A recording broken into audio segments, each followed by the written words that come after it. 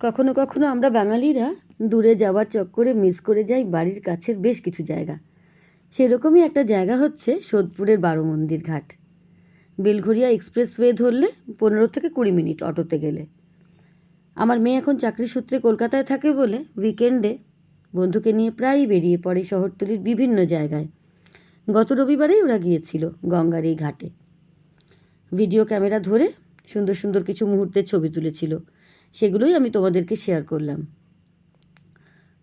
12টা শিব মন্দির থাকার জন্য এই ঘাটটার নাম হয়েছে বারো মন্দির ঘাট। 200 বছর আগে নবীনচন্দ্র দত্ত নামে এক ভদ্রলোক আমজনতার জন্য এটা তৈরি করে দিয়েছিলেন। যদি বিকেলের দিকে যাও দেখবে ক্লান্ত অস্তমিত সূর্যের আলো নদীর জলে পড়ছে, নয়তো দেখবে ঢেউয়ের দোলায় দুলছে দূরে একটা ছোট্ট ডিঙি নৌকো। পাড়ে দেখবে কত মানুষ বসে আছে, দু চোখ ভরে তারা প্রকৃতির রূপ রস অনুভব করছে। শুনতে পাবে পাড়ে আছড়ে পড়া ঢেউয়ের শব্দ, ছোট ছোট ছেলেমেয়েরা খেলছে, একটু যারা বড় তারা বল খেলছে।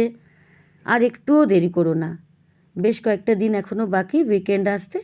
মনের মানুষকে সঙ্গে নিয়ে বেরিয়ে পড়ো, দেখবে কি করে যেন সময়টা কেটে যাবে। 2 কাপ চা খেতে খেতে দেখবে মন প্রাণ চাঙ্গা হয়ে যাবে।